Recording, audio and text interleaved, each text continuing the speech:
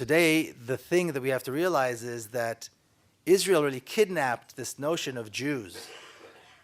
And you have to differentiate between what it means to be Jewish, which is very broad, and what it means to be Zionist and support the state of Israel, which is very narrow.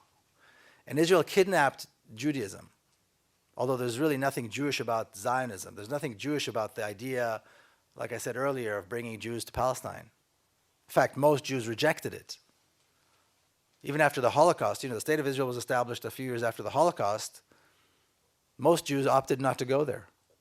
And after the state of Israel was created, years into the mid-1950s, they didn't know what to do because Jews were not coming. Jews were not coming. After the Holocaust, survivors opted to go back to Europe or come to America or go to places where everybody's safe. Not only Jews, because this notion of going and capturing an Arab country and living there seemed absurd to them, or for whatever other reasons. But the reality is that most Jews have never accepted Zionism, have never accepted the state of Israel. Now, we do have communities here in the United States and basically in the West everywhere that have become Zionist, that are Zionist communities. And they're really part of this, they're one tentacle of this Israeli lobby. And they fly the Israeli flag, and they go to the AIPAC fundraisers and so on and so forth.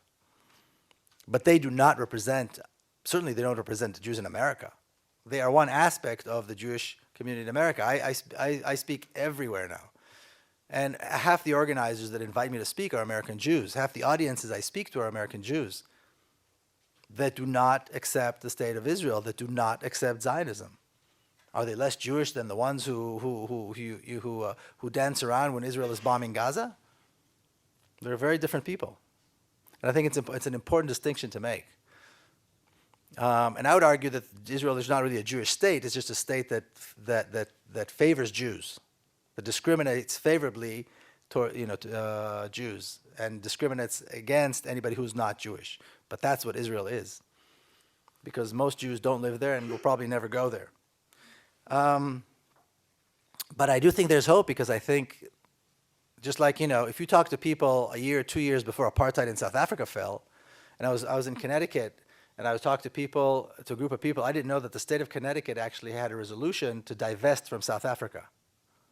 And they passed it. I mean, it was a lot of hard work, but they actually passed it. But when they were doing it, they didn't think apartheid was going to fall. They did it because they thought it was the right thing to do, because you had to divest, you had to apply pressure, and this goes to the BDS question as well.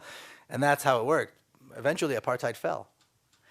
But I think there are a lot of parallels here, and I think it's important to see that. So I think it's important to act in order to bring about the change.